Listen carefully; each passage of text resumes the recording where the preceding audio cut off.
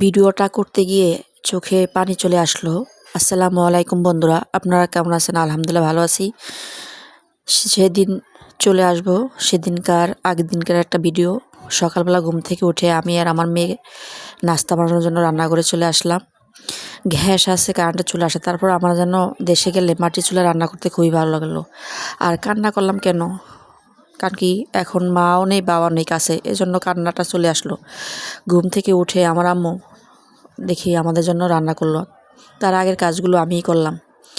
আসলে মা মেয়েদের কাজ দেখলে কখনোই বসে থাকে না, আর আমিও আমার আম্মুকে বাসায় গেলে কখনো এত কাজ দিই না, আমি নিজেই কাজ করি। জানি অনেক দিন পরে বাবা মার সাথে দেখা হয়, চেষ্টা করি, যথেষ্ট পরিমাণ চেষ্টা করি বাবা মার কাছে থাকে, রান্নাবান্না করে খাওয়া দাওয়া করে এবং ঘর গুছিয়ে রাখার জন্য। কারণ কি, সন্তানের কাছ থেকে মা যে কত দূরে থাকে সেটা একমাত্র সন্তানই জানে, আর সন্তান দূরে থাকলে মার যে কত কষ্ট হয়। সবাই সম্পূর্ণ ভিডিও দেখে পাশে থাকবেন। আজকে এই পর্যন্তই।